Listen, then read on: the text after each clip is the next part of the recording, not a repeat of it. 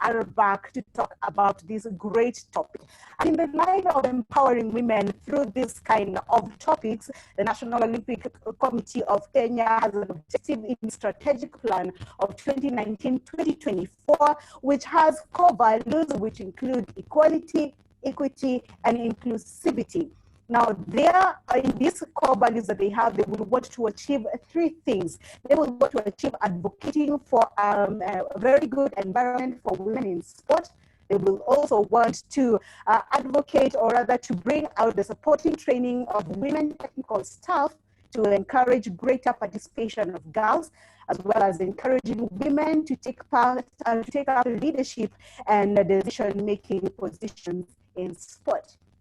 I am your host, Wanjiko Mwenda, and I cannot do this alone. I am joined by a strong team over here. I'm sure you have been seeing on our social media platforms the big names that we gave you that will be tackling this hot topic for me. I am joined by Dr. Kizzi Shako right there. She is a forensic medical practitioner. That means a specialist in the forensic medicine world. She works with the Kenya Police as a surgeon there. She has experience in forensic medical examination of child abuse, sexual violence, and homicide cases. She's also the founder of Vunja Kenya Foundation, which she's going to be talking about it in the course of this webinar. Welcome on board, Dr. Kizzi. Yes, you'll unmute and say Karibu at some point, but it's okay.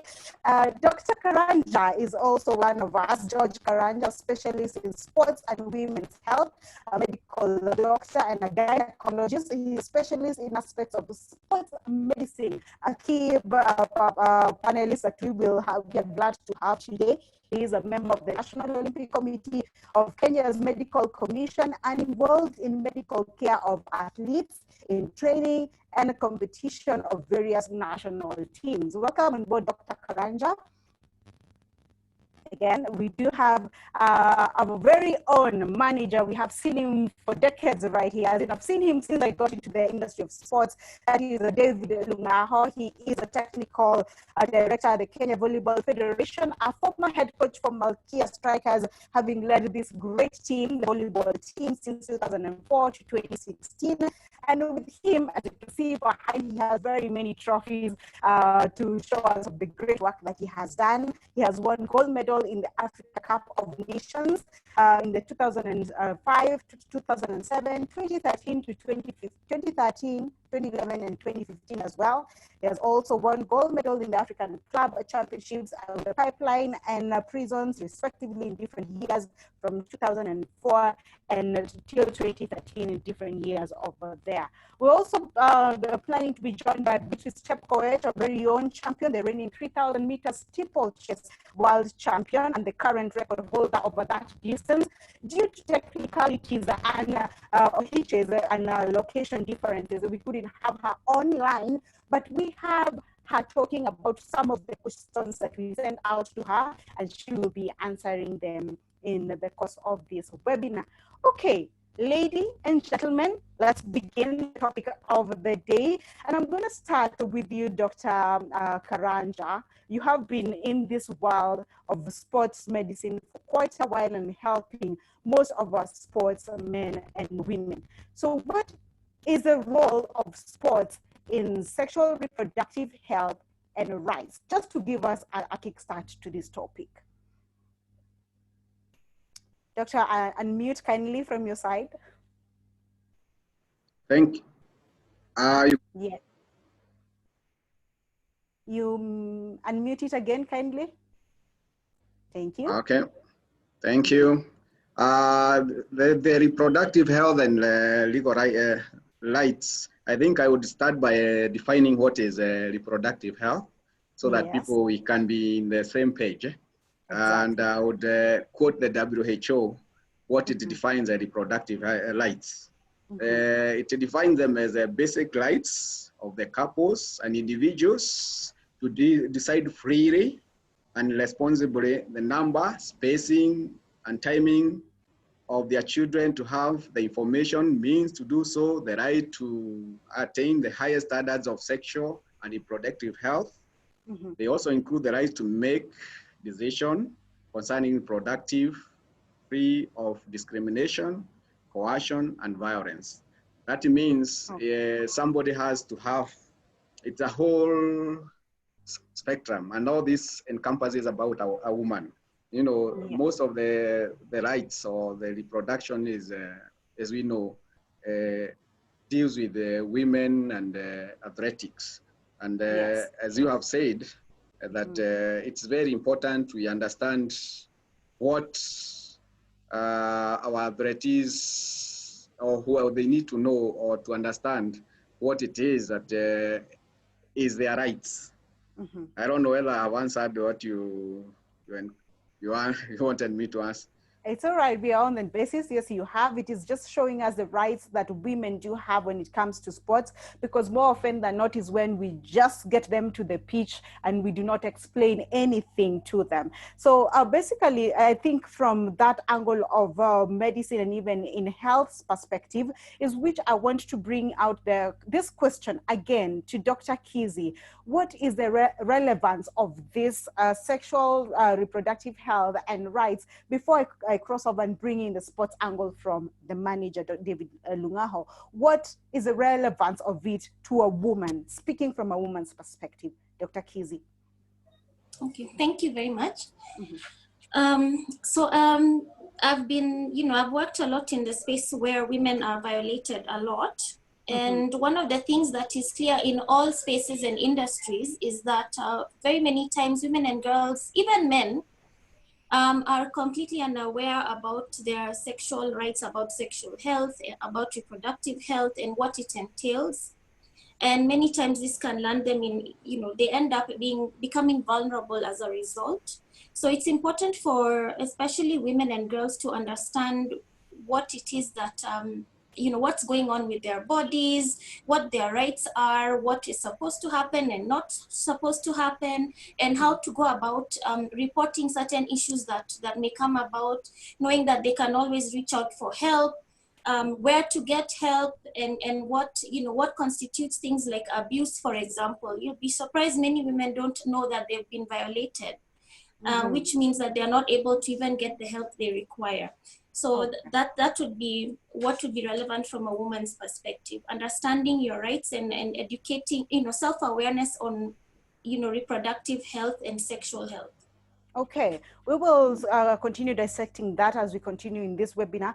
My question now goes to Manager David Lungaho, Technical Director. Coach, you have very many titles, Coach. But just to ask you a very simple question. You have been in charge of the women's team for years now. Do the coaching program offer training or some kind of education of sexual reproductive health and the rights of women in sports? Thank you, Anjiko. It's very true. I've been with the ladies team for quite a long time, and I'm very happy because I've been successful, and I owe all my success to women. And it's true, in our training program, we always give ourselves time for education. Training itself in the first place is education, because it's about imparting new skills to develop our talents. But also, at times we take time to bring professionals to talk to our players regarding the topic you're talking about. And most of the time, our players don't understand these things, and especially when we have younger players in the team. So it's always in our program at the national team and also at clubs that whenever you prepare a training program, you should always have time for education like this topic. And I'm sure it has helped us quite a lot and help us to maintain the players for a long time playing, understanding what is needed to them and what entails in them being successful. I'm very happy to talk about this today because I've not had an opportunity to discuss such a thing, but I'm sure some of the players or the girls that I've handled can bear me witness. I've been part and parcel of pushing for the women's rights in the team so that they may have their space and do what is legally right for them. All right, very, very important point you bring out there, that you have had at least a chance to talk to your team, the Malkia Strikers. You have been also sometimes helping the men's coaching when it comes to Kenya prisons. But maybe will you explain to us the difference of handling a woman athlete in regards to reproductive health as compared to a man? Because more often than not, like I said, we will throw them to the pitch and expect them to perform just like the men are performing, without really understanding what exactly is going on in their body, because a woman's body can be quite complicated, and I'm sure Dr. Karanja will tell us that in a bit. So do you feel the difference? Yeah, there's quite a huge difference, and more especially the last 1.5 years where I've been coaching men. After having been successful with women, I was second to the men by our institution to go and try and improve the standards of men. And I can confess that there's a huge difference when handling ladies and men. When you handle a ladies team, you have to be very careful. And what I normally do is try to understand the women and their body and what their body needs. Because most of the time you find during training or even during competition, we come to a point where some of the players are not in a position to play or train. So what do you do as a coach?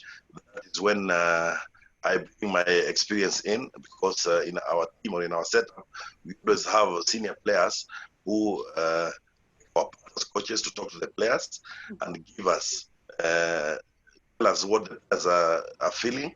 And when I coach men, you see, for men or boys, coaching boys is quite different, because there's nothing in their bodies. You just give them a program to train, even for a week or two, they do the training without asking any questions, without anything. But for ladies, you'd always be prepared. And that's why you see in our ladies team, we have quite a number of players, a huge number of players, because you don't know what to expect tomorrow. But we've learned with the time. Some of the players are very open to us as coaches. They tell us exactly what is happening, and we know how to handle it, especially when we are in training or in competition. All right, thank you so much, Coach. I think it is very different when it is about a team sport, because you're dealing with very many women. They can feel there is some free space for them to open up. But what exactly happens to an individual sport like athletics? I bring in Beatrice Chepkoech in a voice audio that an audio that she sent to us. Basically, my first question to her was, since becoming a professional athlete, has anybody or maybe the Federation of Athletics Kenya or her management, that is a global sports management, given her training of understanding her sexual reproductive health and the rights and she has as a sportswoman? Let us listen in.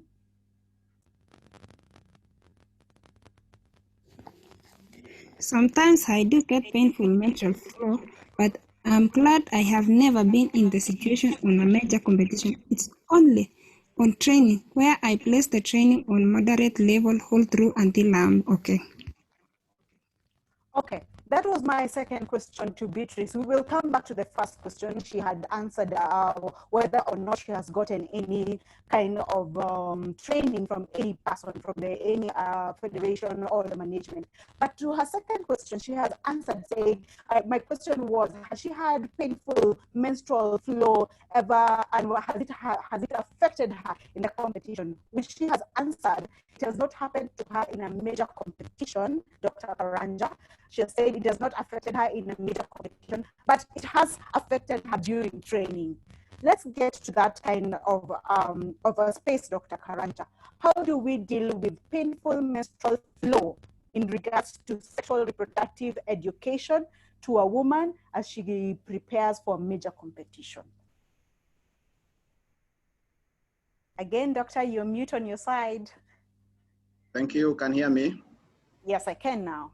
Yeah, I think the issues of menstrual period and menstrual issues for ladies, especially athletics, is a very major issues.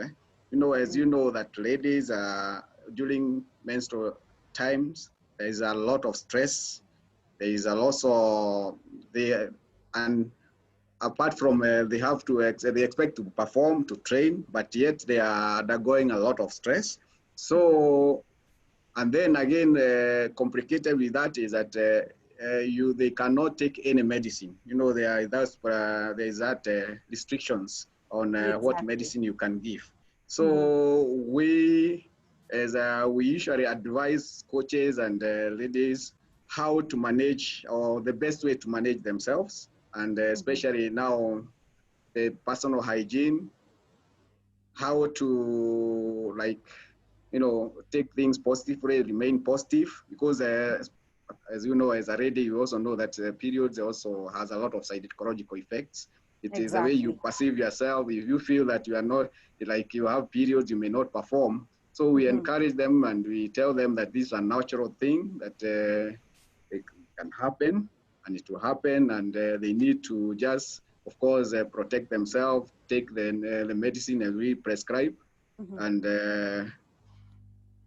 but the good thing is that most of the high athletes, most of them are menoric. That is, they don't have a lot of issues with periods, especially when they have been training a lot. So we don't see much of this, but we see this more in the younger ladies who are just starting, and who are especially teenagers, but luckily that most of our athletes are in the age group as they start. But the senior athletes are better. But the younger ones, we have a lot of challenges, and but the challenge is more to do with even the coaches and others don't understand that these ladies are what they are going through. Exactly. And the ladies don't want to tell them what is happening. You know, nobody wants to say that I'm on my menses. So sometimes they confide with us, and then we may not be able to confide with the coaches, but we are able to somehow reassure them and take them through the times. All right. Yes. I don't really think maybe a man will exactly understand what goes on, and it is understandable. We know that. So I'm going to bring in Dr. Kizzi on this one. As a woman, from your perspective, I'm sure you've gone through those moments when they're asking, I am preparing for a major competition, and when I count down my menstrual cycle, on this particular day that we are going to have a final, there's a likelihood I will have my menses. How do I prepare towards that? What is your advice? Well, the best person to handle that would be an obstetric gynecologist, or a sports medicine doctor, someone like Dr. George Karanja. They're very well equipped to deal with such issues. And so besides reassuring them that it's, don't worry about it, one of the best places to target is the mind, because the mind has so much power over us. So as long as you're able to calm a person down, the athlete, let them know it's okay, it's a normal process, and that you can get help and walk them through the journey, then I believe that can work out best. But what I personally do is refer to an expert in that field to deal with it. Yeah. All right. So we need experts to come on board to help us actually to plan accordingly towards major competitions. A case in scenario and an example of this. Yes. An example of this was the women's USA football team during the World Cup last year. One of the reasons they actually went to winning the trophy, they said, is that they had studied their menstrual cycle. Their doctors had come on board with them. They guided them accordingly on how to eat and what to do at a particular time. So before I bring in Dr. Karanja on how achievable is that within our major teams, I want to bring in manager David Lungaho. I'm sure during the span that you have worked with Malkia Strikers since 2004 to 2016, at least once you've had to drop a player because of heavy menstrual flow, and they could not play in that competition. How do you go about it in reorganizing your team and even calming down your player? Yeah, Angie, it's true. If I can recall myself, my mind back, there are some years that I had to drop somebody, especially when we're out of our country, because as I want to agree with what Dr. Karanja said, that most of the players who are affected are younger players. Most of the senior players are not really affected by this period. But I remember it was somewhere in 2005, and I had taken the team for the African Cup of Nations in Nigeria, which we won in Abuja. And that was the time I had one of my youngest players in the team. I don't think there's need to mention the name. No. Unfortunately, she was going through her periods, and it was very difficult for her to play. She didn't even want to leave the hotel to go to the gym. So we had to talk to her, and we left her back, and we went with less one player. For the goodness of the team, we managed to win. And this is something that we experience very many times, and more especially during trainings. And when you have so many young players in the team, you know, we've been bringing in younger players every year, and before they get used to talking to their coaches about the same, we need to have somebody in the team who is senior enough, a lady whom they can talk to. And we've been using some of our senior players to talk to the players. And when they grow older, they just see the coach as one of them, and they talk to me. They tell me exactly what is happening, and I can even try to help them and guide them. I'm not a professional in that field, but by staying with the players for a long time, at least I know how I can talk to them and keep them in the playing spirit. And within that time, they start playing well, even when they go through the same. All right. Quickly, Dr. Karanja, I don't want us to keep on to spend so much time on this menstrual topic, but is there some advice you can give in regards to a program that can be used, especially for team sport or when we are towards a major competition, that can be used, or some advice that can be used by the managers as they prepare the women towards major competitions and how to go about their menstrual cycle? Thank you. I think, yes, it is. You know, it starts with a preparation. Even before prepare, you have when you start, before going to the camp, you need to have the team psyched up, or understand, and also have a session with them to understand, take them through all what they anticipate to happen and what can happen, the challenges they can have. And so we encourage the team, the coaches and the team players to at least take through these prayers through all the, you know, as the coach has said, that it is something that they have seen it over and over again, and they know that these problems will come. And these are young players who have never, maybe they are the first time they have come into a competition. Apart from the challenges of menstrual issues, they also have challenges of fear and unknown. You know, there are many complicated issues they have. And they, of course, everyone would expect them to perform well. So it's good for the team managers to have that in mind. Don't let them not be judgmental on players. Maybe a player was doing very well, yet now they see that he didn't seem to be doing well. They need to encourage them. They need to, of course, plan their training well, knowing that, and if possible, even understand their cycles so that they can plan their trainings and competition when they are free of those menstrual issues. All right. And also, yes. Okay. And also, also the diet. The diet plays a lot of role in keeping a lady in a good mood. Okay. The diet, meaning we eat healthy, we don't junk a lot, we don't take too much sugar, or? Okay. Yes, the kind of food that they need to take. Okay. Let me bring in Dr. Kizzi here. Let's cross over to the equality in representation and protecting the rights of women. You're very passionate about protecting the rights of a woman, and more often than not, like I said, we ignore, or subconsciously it just passes at the back of our minds. But how important is it to have a serious representation of the women, especially in a camp where it may be male dominated, but they have issues that they will want to talk about? Okay, could you allow me to add something to the last topic? Go ahead, feel free. So I like what was said about, you know, diet and dealing with things like anxiety and everything in the athletes. Also, another major aspect I found is sleep, issues to do with getting enough rest and what exactly rest is. Because some people think, you know, playing video games all night is resting, and that's really not appropriate. So, True. Yeah, so rest is also a very, sleep is an important aspect as well. And then as for equality, but yes, definitely it's important to have proper representation of women as well in the sports arena.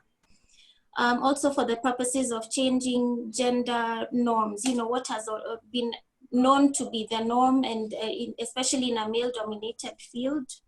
It also goes a long way in motivating the younger ones, the younger females, the younger children, the youth in engaging more in sports activities, which, sports can actually change a lot of perspectives in very many other areas as well. And so for that reason, it is important for women to be more active in the sports area. I just think it needs a bit more understanding, better understanding of women's issues and complexities by the authorities in that area. All right. Thank you so much. I think before we go into the rights and maybe some of how institutions should manage the code of conduct and all that, before we close down that topic of menstruation, somebody is asking, Rosemary Owino, she asks, what is your opinion on athletes taking pills to control their periods during competition due to the pains, discomfort, as well as its effects? I'm sure Dr. Karanja had mentioned that again. Maybe just a recap of that question, Dr. Karanja.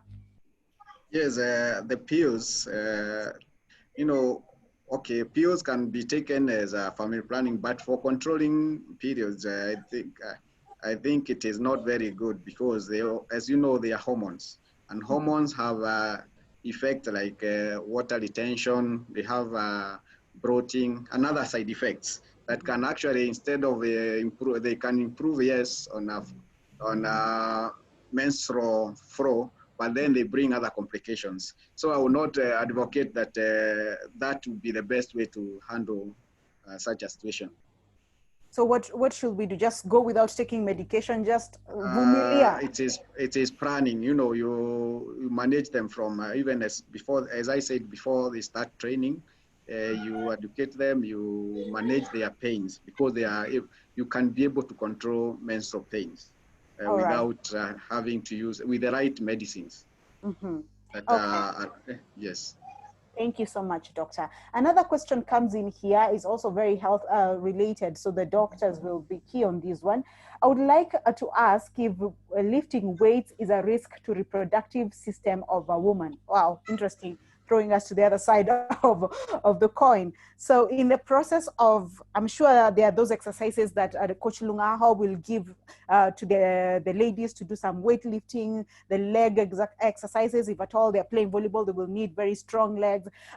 In the whole bit of weightlifting, is it a risk to reproductive system of a woman? Dr. Kizza, Dr. Karanja. Unmute kindly. Okay, I can go first. Yes, we know that the commonest complications of in ladies, especially when they are engaged in high sports and impact sports, is incontinence. Sometimes most suffer from urinary and even stool incontinence. That is because of exerting a lot of their muscles. And these are things that happen very often, but unfortunately they are not reported, and they cause a lot of distress to these ladies. So it is true, and it has been about, I have seen quite a number, but we are able to manage. And but then we are the coaches and sports trainers need to know that these are problems that affect the ladies, especially the ladies. All right, so Coach Lungaho will keep that in mind as they continue lifting the weights in the gym. Let's bring in this topic, and it has been a topic that we shy away to talk about, and this is where Dr. Kizzi and Coach Lungaho will come in handy. It's about how sometimes, because we assume women in sports will just go and train, we forget about their rights and protecting them from maybe the cases that we hear from camp. Or sijui, my coach talked to me inappropriately, somebody touched me inappropriately, somebody did say this, approached me in a different angle. Before I bring in the voice of reason and the voice of how to protect our rights from Dr. Kizzi. Lungaho, Coach Lungaho, I'm sure this is something that has come to your attention. You have had some ladies come to complain to you about, I don't like how this man particularly is treating me in training or in camp. How do you go about it? Yeah, it's true. It's true. That particular thing happens so many times, and you know, is something natural. Some of the players come forward to complain of being sometimes mishandled by other coaches or even other men players or any other person. So to me, as a coach, when I was still coaching Malkia Strikers, I always have sessions with the players to talk to them, and sometimes we bring a professional to guide them on life skills and their rights as women. And I'm sure I've encountered one or two cases through my career whereby players are really complaining hard of being manhandled by their men counterparts for sexual purposes.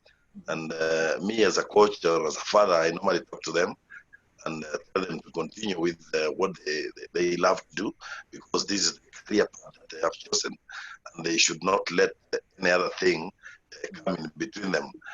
One or two few cases that have seemed to be serious were also reported to our federation, and some action taken. And I think we as men coaches or men officials should really respect women as women for what they do and what they want to achieve, because I believe they have their rights in the society, and we should really respect them. And I think as a coach, I've really respected women. I've been with them for around 12, 13 years, and I respect everything they tell me.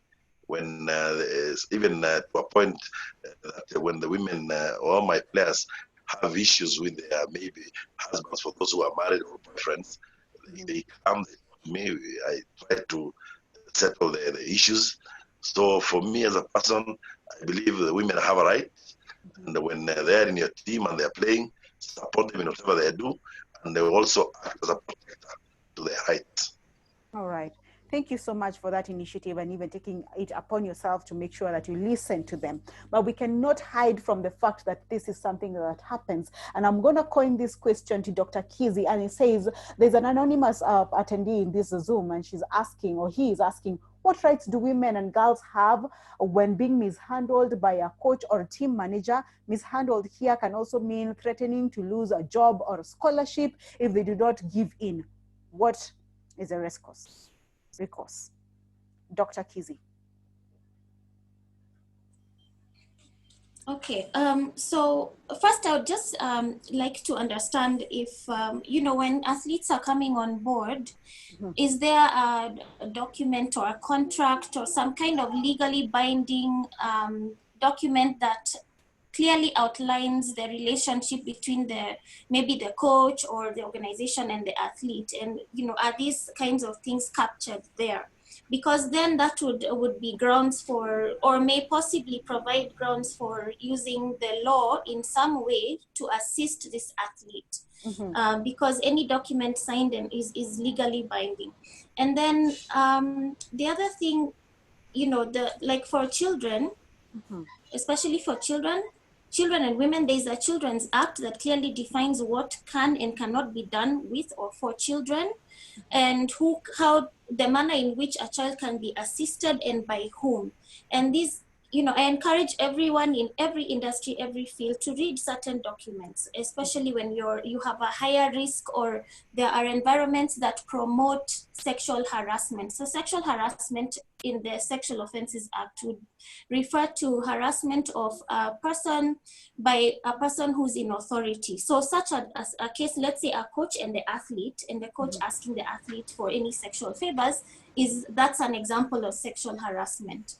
Or an adult and child relationship, you know, where there's someone older and younger and one is asking for sexual favors. So it's good to know things like your Children's Act, your Sexual Offences Act, because within those acts, it's very well stipulated on what kind of offense may be taking place, who can help, and what should be done. So, you know, that's something that everyone should familiarize themselves with. All right. And that's where the assistance would be coming from, yes. Okay, let's throw the span into the works over here. Names withheld, and this is in confidentiality. I have received, as a sports journalist, or we have covered stories of where the ladies will complain, I've had this problem with this trainer, I have had this problem with this coach or something like that. It is normal. I mean, it's not normal, but we have heard about it. So it is something going on. As of whether we have seen codes of conducts being followed, we are yet to see that. In some of the voice messages that I was getting, some of them will say, I have not had a sit down to be told what are my rules, what are my rights in doing this, and how to approach it. You have a foundation, Vunja Kimya. What exactly are we supposed to do in this kind of a scenario in regards to the sports fraternity? Dr. Kizzi. Yes. So first of all, that's going back to our policy that's in place. One, it's very important to have policies in place that address certain issues, because you always have a reference point. You have something to go back to and refer to and say, this has not been done, and this should be done. So I'd like to know if there's any kind of policy touching on sexual and reproductive health rights of athletes in the sports arena. Is there something that says that any incoming athletes are supposed to go through this kind of orientation to understand their rights, to understand their reproductive cycles, to understand what happens in the face of abuse in case there's some kind of harassment or outright violation that takes place? All these need to be put in place. And if there isn't anything like that now, this should be done urgently. And I have found most times in most offices, there isn't anything like this to assist people to know what to do and where to go for assistance. And then in the event that something does happen, let's say there's a rape incident or a sexual, as in Kenya, sexual assault does not mean rape, it's a different offense. Let's say someone is touched inappropriately. What are they supposed to do then? If there's a rape incident, what should they do then? They should, the first thing to do is report it. It must be reported. And I know this is very difficult. It's very difficult for victims to report some of these incidents. It's humiliating. There's a lot of shame that comes along with it. But it's important to go ahead and do it. And reporting should be done at, let's use rape because it's the most complex of the whole batch of offenses and the most urgent one. It's an emergency. So report, the first place to go would be a medical facility, preferably a hospital, because once a rape incident occurs, the victim has to get medical care, post-rape care, as a matter of urgency to avoid transmission of infections, to address the psychological impact that has been experienced by the survivor. And then they also need forensic specimens to be collected. That is where the access to justice comes in. Now, whether if it's an adult, whether they decide to proceed with a court case or not, that, they can choose whether to drop it or not. But for children, this case must proceed. It has to proceed, and the perpetrators may or may not be identified and arrested, but the case has to proceed. After that, the police should be informed. So reporting should be done at a police station, but the best place to go first is the hospital because of the urgency in which these things have to be dealt with, and evidence must be collected. Because remember, with every passing minute, evidence is being lost. And evidence is body fluids, torn clothes, blood, and all that. And even just the mental status of the person, that being documented is evidentiary material. Then the next place would be the police station, because that's where it's the police who investigate crimes in the country, and sexual offense is a crime. So they would then write down the incident, what happened, issue an OB number, occurrence book number, issue out a P3 form, which would then need to be filled out by a doctor. And then returned to the police for the case to proceed to the prosecution. So this is very important for people to know. And besides that, they must know what constitutes abuse. You know, if I'm touched, is it abuse? You know, what exactly constitutes abuse, so that they don't proceed to remain in a vulnerable state, not knowing what is right and what is wrong. All right. Yeah, so that's basically what Vunja Kimya Foundation really talks a lot about, to inform people, to educate people, because knowledge is power. You need to know what's happening around you and to you and how to respond to it. All right, thank you very much for that. So the first thing, key points to know, you go to hospital. First, you have to speak out, then go to hospital and go to the police and make sure that you follow up on what happens. All right, let me just read in a text from Jeffrey Kimani. He is one of the strength and conditioning coaches that we have in this country. He says, from that strength and conditioning perspective, there needs to be good relationship and trust to the extent of sharing one's cycle. This enables the trainer to adjust the training plan and prescribe high intensity sessions prior to the menstrual time, then use the period's time as regeneration. All right, that's very interesting. This kind of manipulation of the training plan ensures that the athletes peak at the required times and the cycle does not become a hindrance. Some take notes over there, take home notes for Coach David Lungaho. I'm sure you knew this, but it's a constant reminder of what to do. Now, bringing you, Coach, on board again.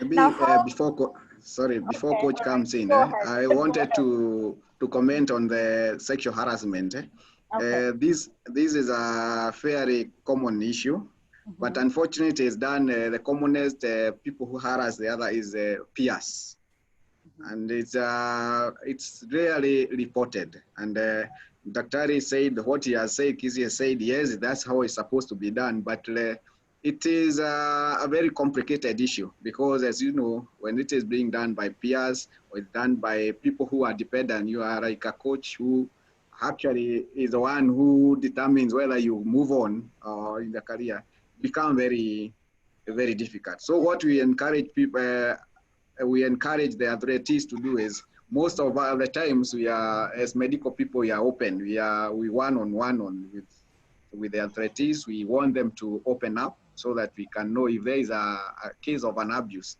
Then we can actually help them to move to see how they can be assisted. And we also would encourage that there is a screening for coaches and anybody who is involved in sport. If he has been involved in such issues before, then they should be brought forward so that to be preventive and to avoid such incidences. But they are fairly common. They are hidden. They are talked in low hashes.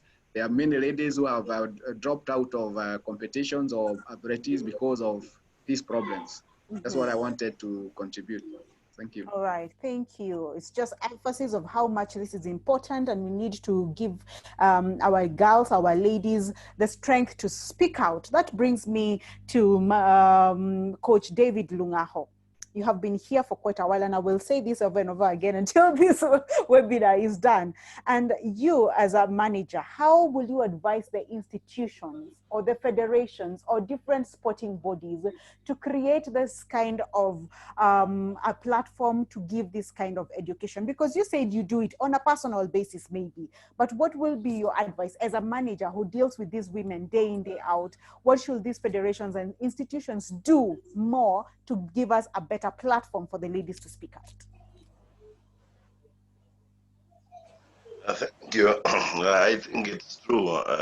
Some of these issues, we handle them at a very personal level. Exactly. We use our own experience to handle them. It is very important for our institution, by this I mean our sports federation, to create a platform for bringing in professionals who can speak about this to our players. I know there's a lot of things that are happening at the moment, and for the last, for example, the last 2 or 3 years, we've been having our federation working together with the anti-doping agency of Kenya to educate our players and our sports people on doping matters. I think the same should apply when we want to go forward to get professionals to come and speak about these issues.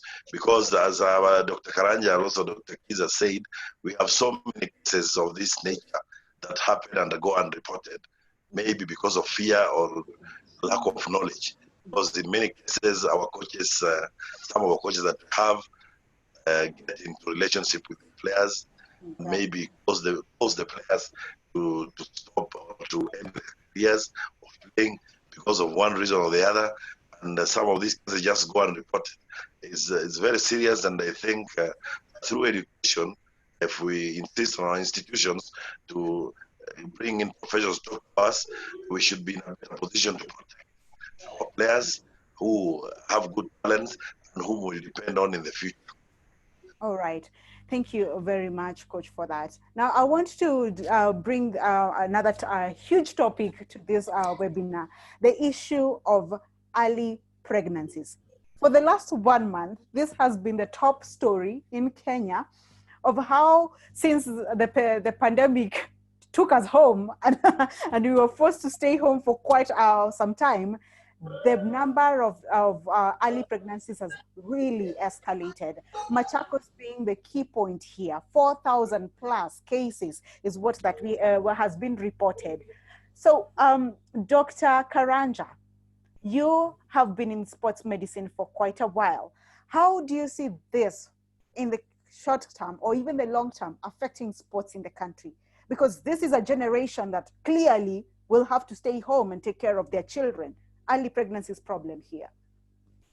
Thank you. Yes, there is a crisis at the moment of early pregnancy. Yes, yeah. But as you know that it is, I think, when you have so many young people holed up somewhere with a lot of energy, there is nothing to do.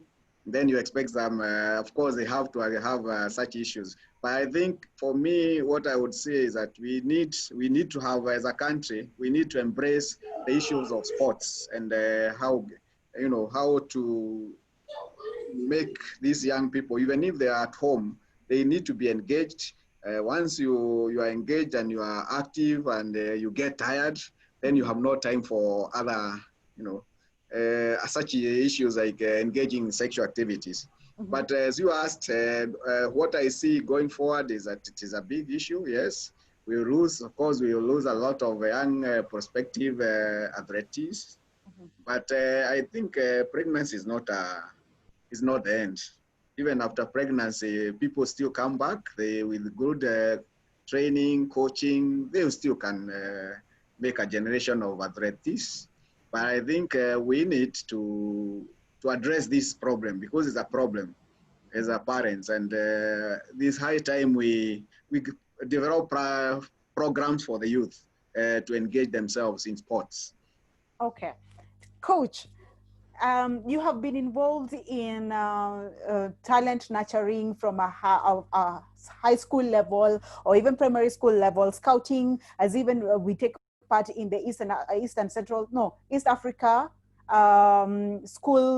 school games or the national school games. In particular, you will go to the eastern side, Kwantanze, you will go out there, you will get talent, you will see them. But right here is 4,000 cases of pregnancy, some of which will have been your major talent for you. What's your take on that?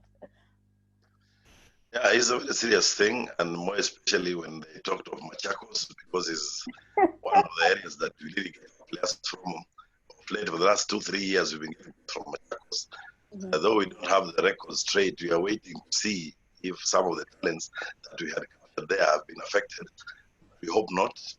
And I'm sure, or I want to believe that our players or our school children out there have not been affected, because we've been talking to their teachers to try and talk to their parents to engage more in sports, because I believe when you engage the youth into sports, then they not have time to do these such things that they're doing. And a good example is that even me at my place here, we've been locked down for the last, I think, 4 months. But we always try to engage our young children here doing sport activities every evening, so that we see what they're doing and the talents that they have. So I want to believe that our talents are not going to be affected, because we have a good year ahead of us. We have the Olympics next year, and we also are thinking of getting younger players to the national team as early as January or February next year. So we are hopeful and we pray that some of the pregnancies that we are hearing about, volleyballers are not in the mix. We hope so. We really do hope so. Dr. Kizzi, this is a situation where maybe the Vunja Kimya can come in. And I don't know what Kimya we are vunjaing in this particular segment when it comes to early pregnancies, because maybe some of them are willingly done, but others are also out of rape. And I know you have tackled on that when it comes to the sportsmen, but generally on the sportswomen, but generally, what's your take on the early, the escalating cases of early pregnancies in regards to sport? You're mute, doctor. Yeah, sorry. Okay. I'm very glad you brought this up, actually, and I like what Dr. has said, and even the coach, about keeping our teens busy, and that it actually is a crisis that needs to be tackled. I just want to add that for me, the term early pregnancies or teenage pregnancy kind of dilutes the severity of the issue somewhat, because you know, it pushes this narrative that young girls are going out there to look for sexual partners.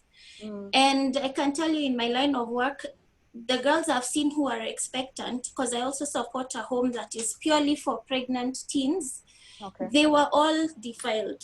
It was defilement. It was sexual abuse by people close to them, their relatives, their fathers, their stepfathers, their, you know, uncles, the neighbors, the border riders. So those are some of the allegations that come our way. So it's people who are much older than them and who have identified girls who are in a vulnerable position. Maybe they're poor and they need, you know, they need food, they need basic things that a female needs just to get through, even sanitary towels. So it's good for us to, what I call it is sexually abused and impregnated children, because these are children who have been abused and became pregnant as a result. So that way we understand the dynamics that are really going on. And this has been a crisis for a long time, for a very long time. It's just that now people are paying attention. Yes, the numbers have gone up, but there's more attention and more people are listening to what's going on the ground. But it has been a crisis for a very long time. And this is what actually made me begin the foundation, because after a year working as a police surgeon, I was in a panic, because I was like, is anyone aware of what's going on in this country? I was seeing about 10 girls who are sexually abused in a day in just one county. And those are the ones who've made it past all the hurdles when reporting defilement cases. So it's a very serious issue. And this is why it's even more important for us to explain to the youth what exactly their sexual health and reproductive health rights are. What is this all about? And what can you do about it? And when, you know, we need safe spaces where women and girls, especially because they make up 90% of victims or survivors. It's not that we are being discriminatory, but they are the majority of victims of sexual violence. So they need safe spaces where they can come and talk about these issues, whether it's a menstrual problem, whether it's an abuse problem, whether it's happening at home, whether it's a peer. Where are they? Is there a mechanism of reporting such an issue? Is there like an ombudsman, for example, in the Ministry of Sports? Is there, do they have numbers to call? Are they aware of the numbers that they can call, even if it's to make an anonymous report? It would be good to share some of these numbers with anyone who needs them. I'd be happy to share this information. There are also very many organizations besides Vunja Kimya that can help you walk through this journey so that you're not feeling alone. Because one thing that survivors feel is alone. They are alone, they are humiliated, they're embarrassed, and they are tempted to just drop everything and go back into their cocoon. So it's important for us to share such information with them. And sports reforms, yeah. So that's basically what I wanted to add. All right. Thank you so much, Doctor. I'm seeing in your comments coming in thick and fast. Some of you are just like, I'm following. Yes. Paul Movinja, you say you're following. Stephen Latimo as well. Angela Luchivia says it's a great discussion. We really appreciate. Ruth Irene Kodoso says watching live from Nairobi. Really, really appreciate. And they say how much it's encouraging to get to this kind of education, and we appreciate that.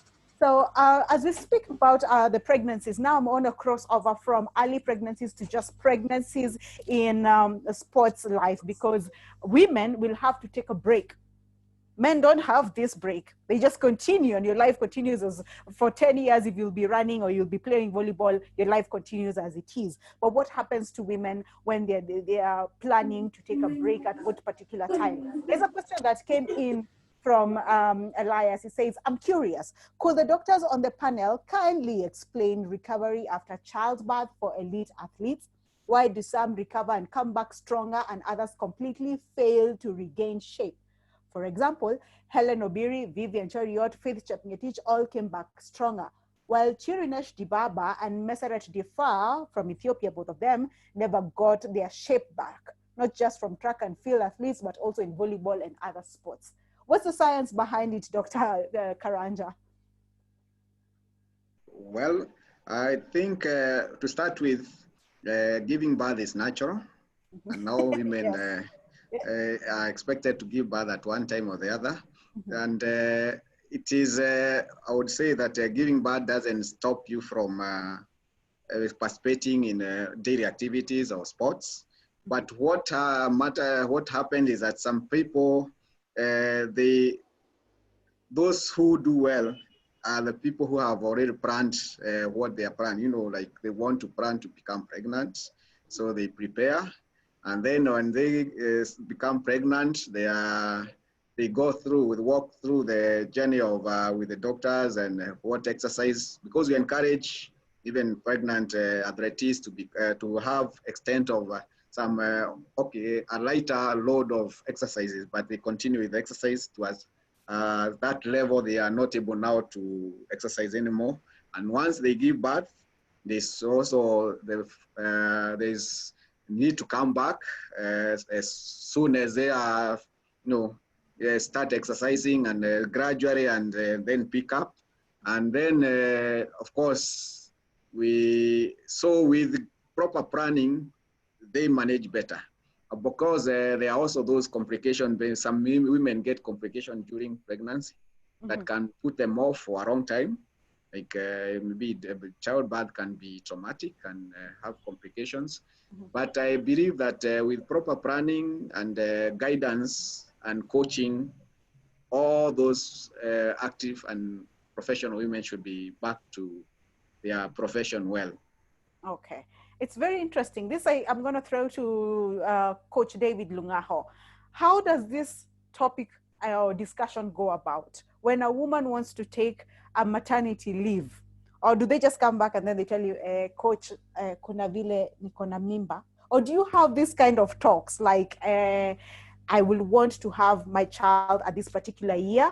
Maybe this time we do not have very high or major competitions. Maybe when we are training for the World Grand Prix or the Olympics, I will come back stronger. Do you have this kind of conversations with your lady, with your teammates, not the team that you manage?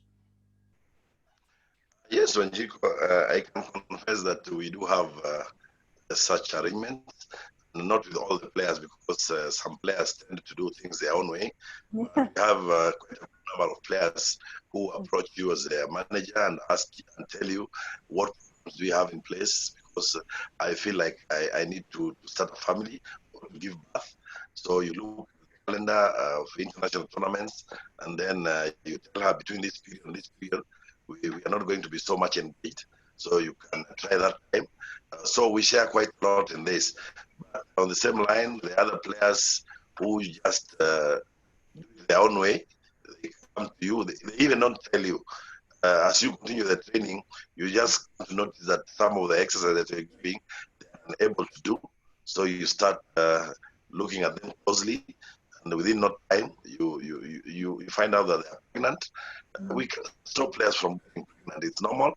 is a good process, because most of the players who have gotten pregnant and went and gave birth, most of them in the volleyball family have come back very strongly. We have players who have even given birth to about 3 or 4 children, and they're still the strongest among the volleyballers that we currently have in the country.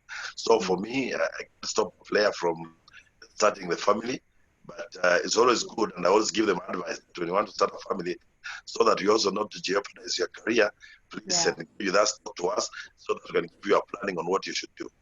All right, that's a very interesting. The comments again, like I said, are coming in thick and fast, and I have one from Karian Noor. They say there's currently a helpline that has been introduced for sexual and domestic violence victims. The number is 0800 730 999.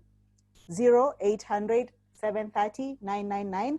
You report your sexual violence and domestic violence toll free from the Director of Community Policing, Gender and Children Protection. Hopefully they are quick to respond and help such victims. I think because of that topic, it is very touching, especially for Dr. Kizzi and the foundation that comes about from her.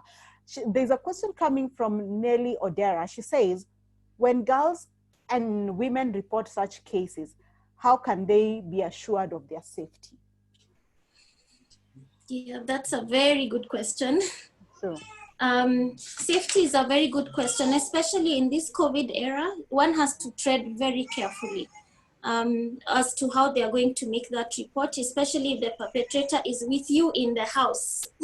You can't just go shouting and, you know, letting the whole world know what's going on, unless, you know, it has, you need, the survivor or victim needs to really sit carefully with a person to strategize on how to go about this. So yes, there are hotlines, there are several, there's 112, 999, you know, there are quite a number, and you know, like I said, I'm happy to share this. It's even, they're available on the website and all the social media pages. But safety needs to be taken into account. So sometimes if you see that you're not safe, it's, you know, one of the self-defense, for example, one of the things I talk about a lot is self-defense for women, especially women and girls. Sometimes not saying anything can be protective to you until a time comes when you can actually let a person in authority or someone next to you know that you're in trouble and you need to be rescued. okay. So it's always good to think about how safe you are immediately. If you're, aside from COVID times, if you're not safe, then the best place to go would be a police station first, if you're able to get there. Or look for someone, even if it's through social media, and let them know that you're in trouble and you need help and this is where you are and you're not safe. Then people such as myself and others who I work very closely with will find a way to get to you in a manner that will not alert the perpetrator that you've let people know that you're in trouble.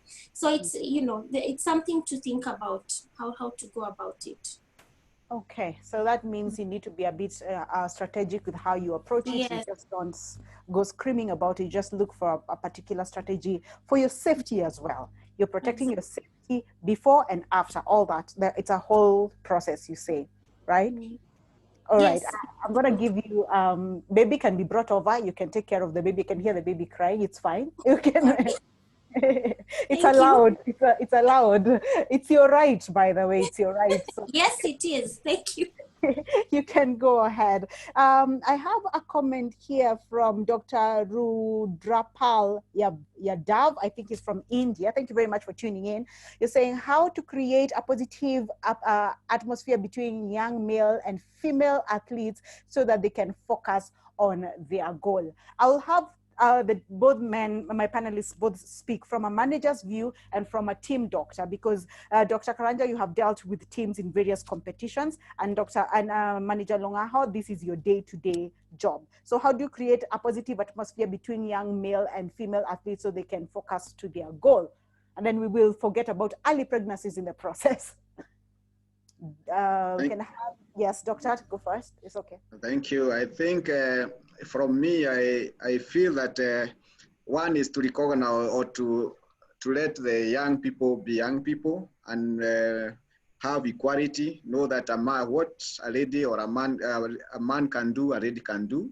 They don't treat them differently. Treat them with the same manner, offer them respect. Everyone wants to be respected. Everyone wants to be heard, and everyone wants to, to be guided. So we respect them, we guide them, and we, of course, all of them have opinions. Listen to them. You may not have to take what they are saying, but at least listen to what they have to say, and then encourage them and mentor them. Be a mentor to them, so that you can show them the right direction. Because of most of them, they are actually actors out of ignorance. So they have good intention, but they're ignorant. So once they are mentored in the right way, they actually they are very good. Young people are very good, and they need guidance. Yes. Yeah, they does need guidance. Coach, your take?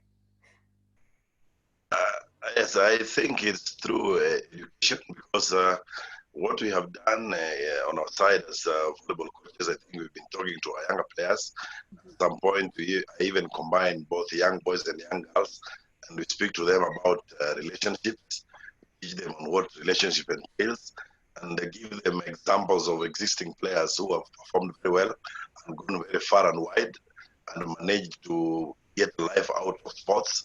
So we give them a platform to speak to us, so we talk to them as their mentors and tell them exactly what happens in case they misbehave and go the wrong way. They are going to lose their talents, they are going to lose their jobs, and maybe they're not going to have a better future. So I think for us as managers, our work is straight. We have to talk to these people, to this age group. We have to encourage them and motivate them into being better sportsmen instead of spoiling their lives through early relationships that have no way in their future. Okay.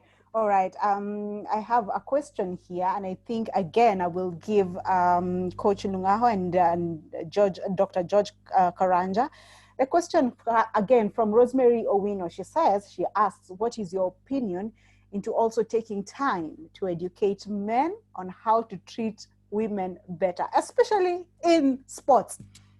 Najua saa zingine mwanaume anasema si mimi ndio trainer wako, as in they will take the opportunity that they're on a higher level, like Dr. Kizzi said, they're on a higher authority. But how do you, in a lovely way, show them how to treat women in the sports fraternity? Coach? Yeah, that's a difficult one. But, just try to maneuver around it. Yeah, but we talk as coaches. We have a commission, a coaches commission, a technical commission, and we keep talking to our coaches to try and protect the rights of women and girls in their teams, or the players that they're bringing in.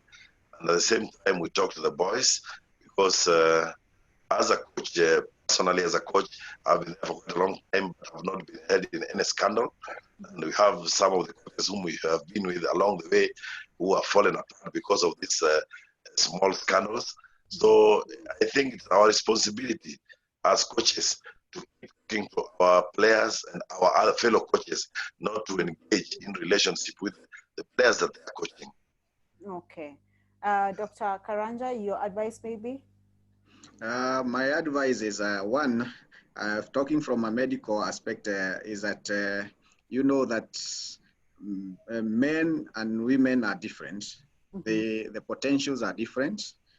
It is good to let them know, or let the ladies and men understand what they are able to do. What like if it's a competition, what a man can achieve. Mm-hmm. Maybe may not, because of physique, and not the lady may not be able to achieve that. It should not be a discriminatory. It's not because they are not able or not equal to the task, but it is because of their making. Also, there are some even injuries and all these that can occur more to ladies or more to men. Mm-hmm.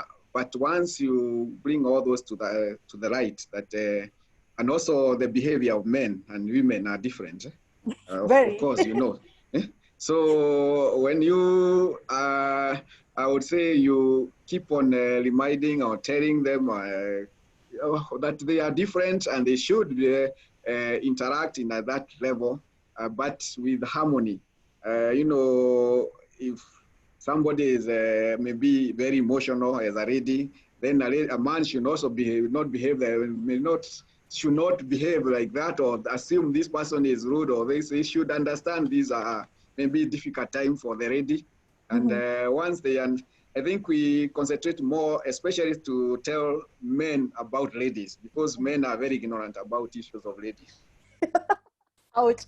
At least you said it. We did not say it. Dr. Kizzi and I did not say it, but we accept what you're saying and we acknowledge. So maybe as we start winding up, Dr. Kizzi, this is a topic we can talk about for quite a long period of time. We can do this a whole day, but maybe as we start winding up, what is the role of the government and the society at large in maybe creating policies and regulations and in a way to show support to the rights of women in sports? Well, actually, the answer is in your. Have I unmuted? Yes. The answer is the answer is in your question. The role of the government in addressing these issues is basically to put together policies for that. And I know our government has a myriad of policies touching on women, and human rights and all this, but it's important to have the right kind of policy document that can touch on specific matters such as this, what we are talking about today. It's very important for that. And the first step would be for us as society, every one of us to task the government to do this. We need to start speaking out.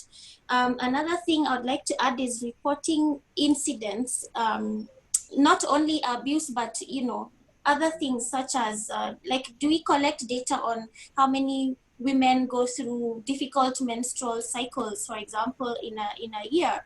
That might be able to generate enough information to bring about positive changes in that industry. So we need to be able to collect information because that's what informs policy. We need to be able to gather data, analyze it for the purposes of informing policy and creating better spaces for our women and girls in the sports industry. All right. Thank you very much, Dr. Kizzi. Any parting shot, Dr. Karanja, followed by Coach Lungaho? The parting shot is that I would say this field of athletics is a very interesting field. In our country, we are still developing and we still have a lot of challenges that need to be resolved, many issues. There are not many, like the policy issues are not well defined, and especially in terms of sexual abuse, what needs to be done, what not to be done. I think that needs to be strengthened. We need more education and more information for both athletes and even the managers, so that everyone can know what role to play and how to play it, so that we can have a strong team.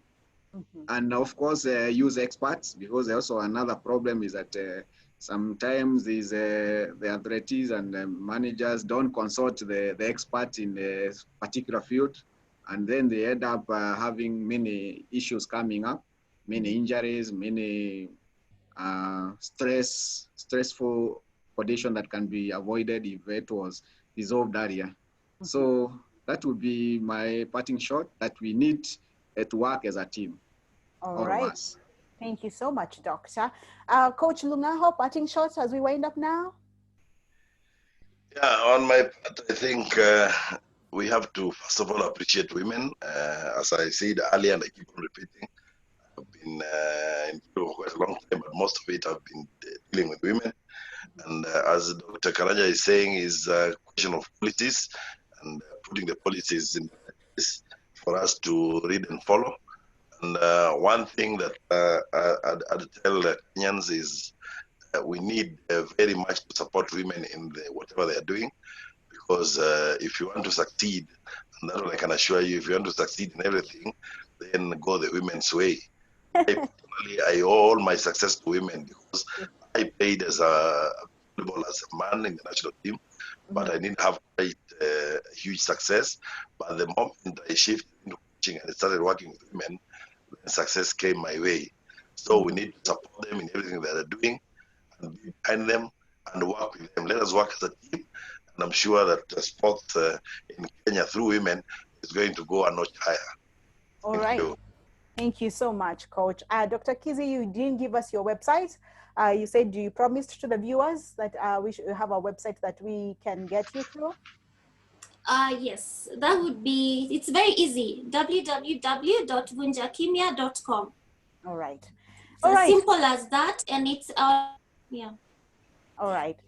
Thank you very much, my panelists. It has been indeed a good session, and I believe even those who are following, the participants on Zoom, the followers on Facebook, wherever you are getting us from, all the messages coming in from India, from Egypt, from Nairobi, from across the country, we really, really appreciate that. Coach, let me see, has Coach Tamil Nadu from India. We do have Dr.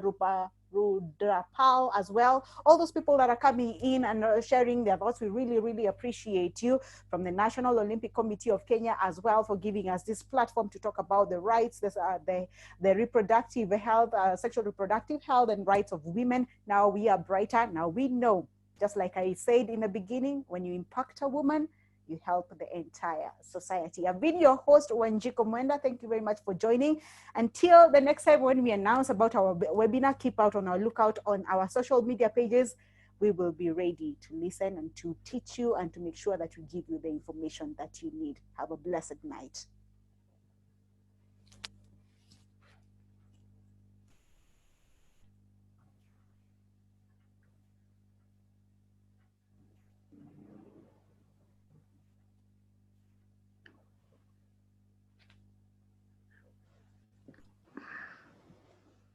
Coach, doctor, and my panelists, just stay there for a minute, please.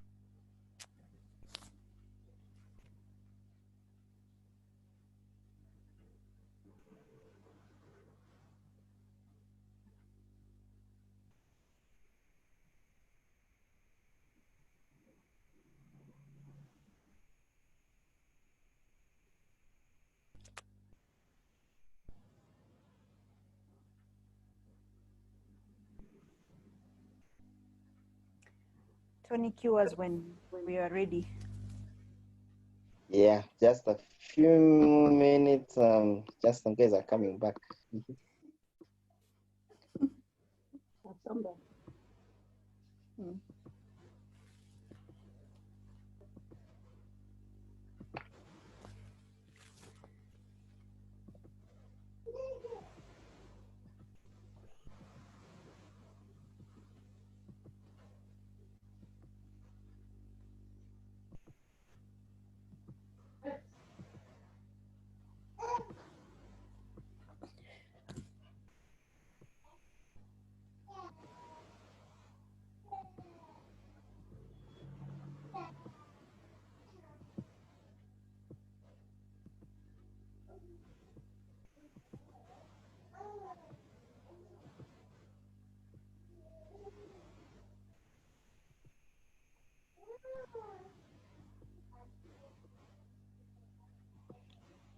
I think we can start. It's no problem. We're good to go. Okay. I think the chairman, Coach Felix Ochieng, will be briefing us. Hey, Shiko, remove my mask. Sorry? Yes. Sorry? You are enjoying yourself. I was enjoying myself. Yeah, on fire. I was like, wow. Thank you. Thank you so much. I hope my panelists enjoyed as well. Because you made them excited about it. So thank you. That's true. That was really nice. I appreciate it. I wanted to be you. Oh, really? Like next time I'm the moderator. Now, if you are me, who will give us all the information you've given us? I didn't have it. Website. Pada tunataka from the horse's mouth. Yeah, so I think on behalf of everyone, because normally these things can go on for long and I'm excited, just to say thank you very, very much, Dr. Kizzi and Dr. Karanja, for very informative, educative, and also provocative discussion that most people move away from. There's so much engagement would have gone on. And obviously, thank you, Shiko, our moderator, and David as well, for your insights and your experiences. I think your experiences, knowledge, and skills, and what you've done for the team, and now that you move to something else, is something that you will always live to remember. And may you continue imparting that knowledge not only to your fellow coaches, but to the future athletes, especially within the women's space. Dr. Karanja, obviously, you're within the sporting setup, and you continue to serve. So we really thank you for those insights and opinion and open. Dr. Kizzi, obviously, that was a nice touch with your bundle of joy during the conversation. I think it was very engaging. I think on behalf of NOC, before I allow the other people to speak, is obviously say, I mean, we look forward to creating discussions and partnerships and relationships and how we can put this agenda from today. One of the key roles of this particular committee was to ensure that there's a follow-up and relationships that are created from these particular discussions. At NOC, and as Dr. Karanja said earlier, we become the point of pushing and formulating policy discussions and regulations and shouting out there and creating reporting lines and bringing the whole family together. So we'd like to say a very, very big thank you on behalf of the committee. Thoroughly enjoyed, thoroughly educative, and it's amazing and what we can do in providing opportunities for our girls to be better citizens, individuals, and performances. Asanteni sana. I'm sure many of my people over here would like to say a quick thank you before we allow you guys to go on to your evening. You've been absolutely great. So if anyone else wants to say anything before we dismiss our amazing guests today, please feel free to do so.